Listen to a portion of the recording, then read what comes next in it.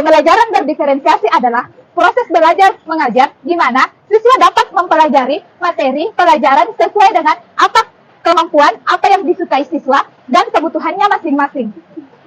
Dalam pembelajaran berdiferensiasi, 4 aspek yang ada dalam kendali atau kontrol guru adalah konten, proses, produk, dan lingkungan atau iklim belajar di kelas.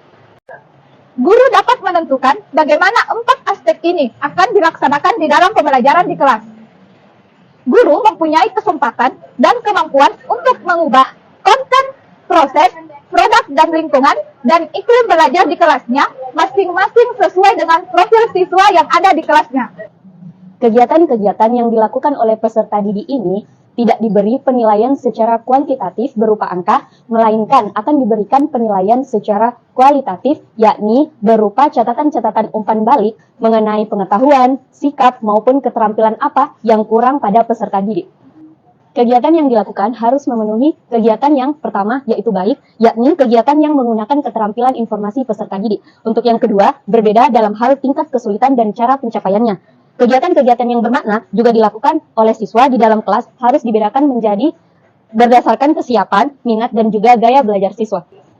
Aspek proses mencakup metode pengajaran dan juga strategi apa yang akan digunakan dalam pembelajaran, ya dalam menyampaikan materi kepada siswa. Dalam pembelajaran berdiferensiasi, guru menggunakan beragam pendekatan dan juga teknik pengajaran untuk memfasilitasi pemahaman peserta didik. Ada 3 faktor berdiferensiasi proses yang perlu menjadi bahan pertimbangan seorang guru. Yang pertama adalah tingkat kesiapan, di mana tingkat kesiapan terdapat beberapa bagian di dalamnya. Yang pertama ialah menyediakan bahan bacaan dengan tingkat kesukaran yang berbeda-beda untuk memfasilitasi akses konten. Dan yang kedua, membantu peserta didik yang mengalami kesulitan membaca dengan memperbesar teks atau membaca dengan jelas. Yang ketiga, menggunakan scaffolding untuk menyediakan akses ke konten pembelajaran. Dan yang keempat, menyediakan sumber belajar dengan tingkat kognitif yang berbeda. Yang kelima, jelaskan materi abstrak sepenuhnya. Faktor yang kedua adalah minat peserta didik. Dalam hal ini, guru memberi ruang kepada peserta didik memilih topik pembelajaran atau materi pembelajaran sesuai dengan minat peserta didik. Kemudian, guru mengelompokkan peserta didik sesuai dengan minat peserta didik tersebut. Nah, dari hal ini terlihat bahwa guru telah berhasil menciptakan pembelajaran yang berpusat pada minat peserta didik. Dengan catatan bahwa ketika seorang peserta didik perlu memegang sesuatu benda khusus dalam materi, dalam mempelajari agar dapat fokus terhadap pembelajaran, maka perlu seorang guru mengizinkan peserta didik tersebut dalam memegang benda tersebut. Baiklah, faktor terakhir dalam diferensiasi proses yang perlu menjadi pertimbangan guru yaitu faktor profil pembelajaran, di mana dalam profil pembelajaran itu ada 4 hal yang perlu diperhatikan. Yang pertama, peserta didik dapat bekerja secara perorangan, berpasangan maupun berkelompok, baik itu dalam metode PJBL atau metode PBL. Nah, yang kedua itu menyediakan materi pembelajaran untuk visual seperti grafik organizer, video maupun gambar. Yang ketiga, menyediakan materi untuk pembelajaran auditori seperti lagu, pidato, monolog maupun audio. Dan yang terakhir itu memberikan kesempatan pembelajaran aktif untuk pembelajaran kinestetik. Pada proses pendahuluan, guru membuka kelas dengan mengucapkan salam. Kemudian, guru menunjuk salah satu peserta didik untuk memimpin doa. Setelah itu, guru menanyakan kabar dan mengecek kehadiran peserta didik. Setelah itu, guru memberikan pertanyaan pemantik terkait dengan pembelajaran hari ini dengan mengaitkan ke kehidupan sehari-hari. Kemudian, setelah itu, guru menyampaikan tujuan pembelajaran yang akan dipelajari hari ini.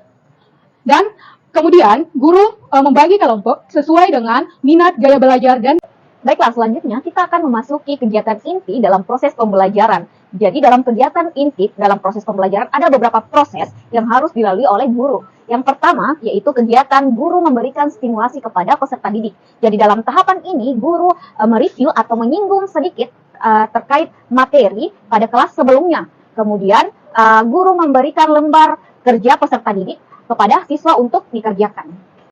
Selanjutnya pada proses kedua. Dalam proses kedua ini yaitu proses pernyataan atau identifikasi masalah atau biasa disebut dengan problem statement. Jadi dalam tahapan ini guru meminta peserta didik untuk mengajukan pertanyaan terkait materi yang belum diketahui.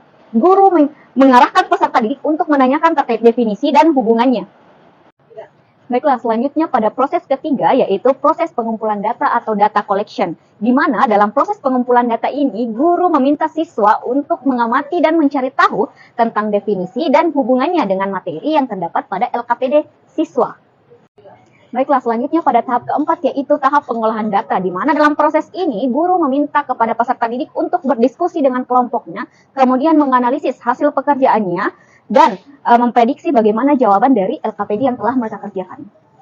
Baiklah, selanjutnya pada tahap pembuktian atau verification dan menarik kesimpulan. Jadi pada tahap pembuktian atau verification ini, guru meminta kepada peserta didik untuk memberi pembuktian secara aljabar terkait hasil prediksi yang telah ditentukan sebelumnya. Kemudian setelah itu melakukan penarikan kesimpulan terkait keseluruhan materi yang telah dikerjakan. Nah, proses yang terakhir yaitu kegiatan penutup. Nah, di kegiatan penutup, di sini guru dan siswa merefleksi atau menyimpulkan kegiatan pada pembelajaran yang telah berlangsung. Kemudian, siswa diberi kesempatan untuk menyimpulkan hasil diskusi kelompok mereka. Nah, yang terakhir, guru menutup pembelajaran dengan mengucapkan salam.